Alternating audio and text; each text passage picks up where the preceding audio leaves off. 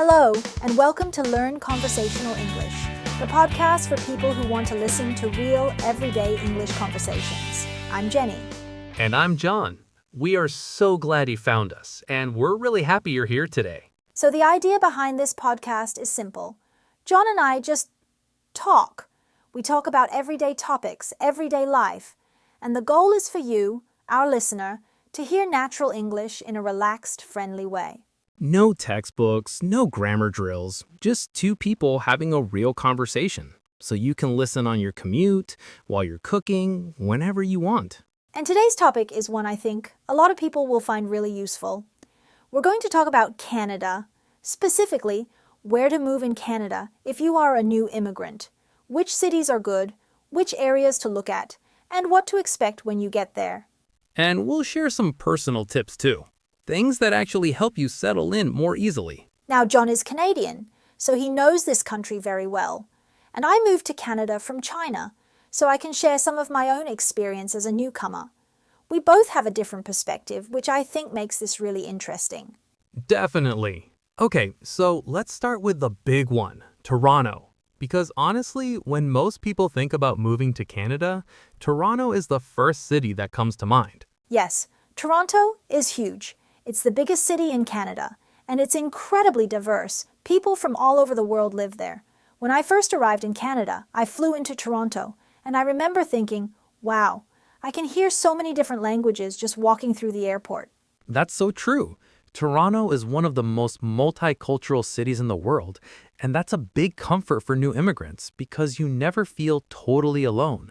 There's always a community from your home country somewhere nearby.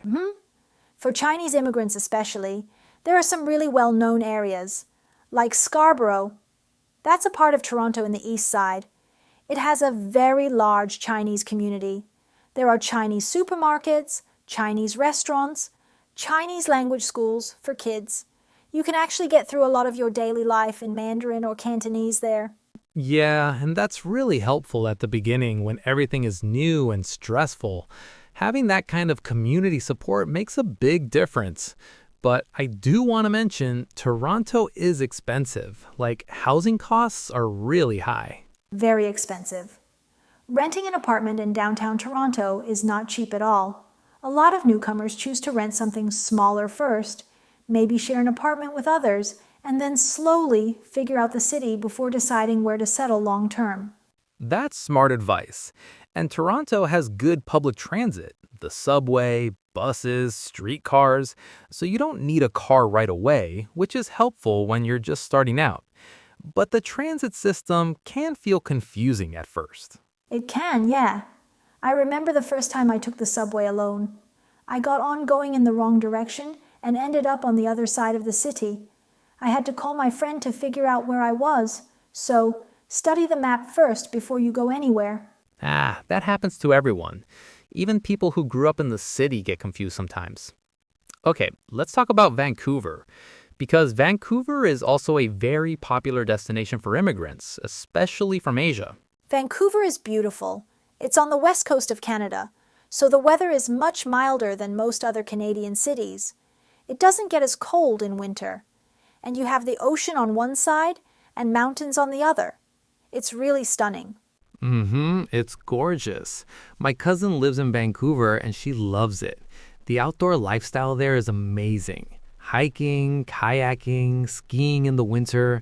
Canadians in Vancouver are very active outdoors people. And for Chinese immigrants, there's Richmond. Richmond is a city right next to Vancouver, and it has one of the largest Chinese communities in all of North America. The food there is incredible. You can find really authentic dim sum, hot pot, everything. I went to visit a friend there once, and honestly, the food was better than some places I've been back in China. High praise. But yes, Richmond is very well known for that.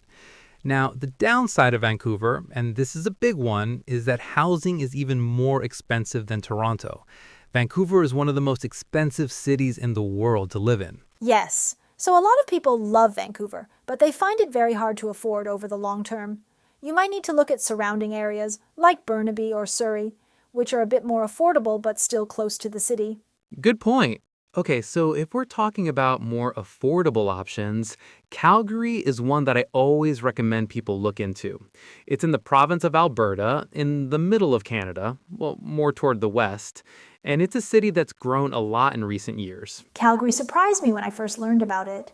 I didn't know much about it before coming to Canada, but it's actually a really dynamic city. There's a growing immigrant community there, good job opportunities, and the cost of living is much more manageable. Yeah, and Alberta has no provincial income tax, which means you keep more of your paycheck. That's a big deal for people who are just starting out financially. My uncle moved to Calgary from Ontario, and he always talks about how much further his money goes there. The one thing people always mention about Calgary, though, is the cold. The winters are cold and can be unpredictable. There's something called a Chinook. It's a warm wind that comes through sometimes in winter, and the temperature can rise very suddenly, but then it can drop again just as fast. Yes, the Chinook is a very Calgary-specific thing. It's actually quite nice when it happens. It's like a sudden break from the cold. But yes, you need to be ready for winter. Warm coat, good boots, these are not optional in Canada. Not optional at all. I learned that my first winter. I bought a coat that I thought was warm enough. I was wrong. I was shivering every time I went outside. Now, I always say, when a Canadian tells you it's cold, believe them and dress accordingly. That's perfect advice. Okay, let's talk about Montreal, because Montreal is quite different from the other cities we've mentioned. It's in the province of Quebec, and the official language there is French. Right, so Montreal is interesting. It's a bilingual city. You'll hear both French and English, but French is the dominant language. So if you go to a government office or a local shop, people will often speak to you in French first. And that can feel intimidating if you don't know any French. But here's the thing. Montreal is an incredibly affordable city compared to Toronto or Vancouver. Rent is significantly lower, and the culture there is just vibrant. Amazing food, festivals, arts, music. I have a friend who moved to Montreal, and she says the quality of life is really high for the cost. She's been learning French, and she says even just learning basic phrases, hello, thank you, sorry I don't speak French well, goes a long way. People really appreciate when you try. Absolutely. In Quebec, making an effort with French is very important culturally. It shows respect, and people are generally warm and welcoming once they see you're making that effort. But if you move there with no French at all and no plan to learn it, that can make daily life harder. So Montreal's a great option, but with that extra consideration. Now, what about Ottawa? That's one that people don't always think about first. Ottawa is Canada's capital city, and it's a really underrated option for immigrants, in my opinion. It's smaller and quieter than Toronto or Vancouver, but it's very well organized. Clean, safe, good schools.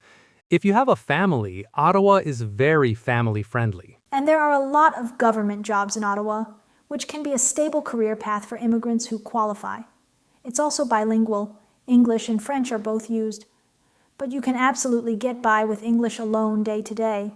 And the housing is more affordable than Toronto. Not as cheap as Montreal or Calgary, but reasonable for a big city. I think Ottawa's a really solid choice for people who want stability. It's not as flashy or exciting as Toronto, but it's a good place to put down roots. Okay, so we've talked about a lot of cities. I think we should also share some general tips. Things that help any new immigrant settle in, regardless of which city they choose. Yes, for sure. So the first big one for me is find your community early. Almost every city in Canada has cultural associations, newcomer support groups, community centers. These are places where you can meet people who have been through the same experience you're going through. Yes, that is so important. When I first came, I joined a Chinese immigrant group in my city, and those people became like a second family to me. They told me which bank to use, where to get cheap groceries, how to get a Canadian driver's license. That practical knowledge is invaluable. Exactly that kind of local knowledge. Another tip, and this is one Canadians really value, is being open and friendly to your neighbors. In Canada, there's this culture of being polite, saying hello, holding the door open for people. Small gestures matter a lot here. I noticed that very quickly. In China, in big cities, people don't often talk to strangers. But in Canada, your neighbor might say good morning to you every single day. At first, I wasn't sure how to respond, but now I love it. It feels warm and connected. That's a beautiful way to put it. And another cultural thing to be aware of, Canadians are generally pretty indirect when they disagree with something. We tend to not say no very directly. We might say something like, that could be tricky, or I'm not sure about that, when we actually mean no. It can be confusing at first. Oh, yes. I had a coworker who said, that's an interesting idea to something I suggested in a meeting, and I thought she liked it. But later, I found out that's kind of a polite way of saying, I'm not convinced. I had to learn to read between the lines a little bit. Yes. Canadian politeness can be a bit of a code to crack, but once you understand it, it makes sense. People here really try to avoid conflict and keep things harmonious, so the indirectness comes from a good place. It's just a different style of communication. And one more tip I always give people. Explore outside your comfort zone, slowly. It's easy to only stay in your own ethnic community, and that community is so important, especially at the start. But also try to make friends from different backgrounds. Explore different neighborhoods. Try new things. That's how you really start to feel at home. That's really well said. Canada's strength is its diversity. And when people from different backgrounds actually connect with each other, that's when the country is at its best. As a Canadian, I find it genuinely exciting to have so many new Canadians bringing their cultures and stories here. That means a lot to hear, honestly, because the immigration journey is not easy. There are moments when you feel lost or lonely or like you just don't quite belong yet. But those moments do pass. And Canada, in my experience, is a place that genuinely tries to welcome you. Well said. Okay, I think we've covered a lot of ground today. We talked about Toronto, Vancouver, Calgary, Montreal, and Ottawa. Each city with its own personality, its own pros and cons. And we shared some tips on adjusting to Canadian life, finding community, understanding the culture, being open to new experiences. I hope that if you are thinking about moving to Canada, or if you've just arrived, some of this was helpful. And remember, the goal of this podcast is also to help your English. So if you're listening and you found a word or phrase you didn't understand, that's totally okay. Go back, listen again. That's how you learn. Exactly. Listening is one of the most powerful ways to improve your English, and we're here every episode to give you something real and interesting to listen to. Thank you so much for spending this time with us today. It really means a lot that you chose to listen. Yes, thank you. We'll see you in the next episode. Until then, keep listening, keep practicing, and be kind to yourself. Learning a language takes time, and you're doing great.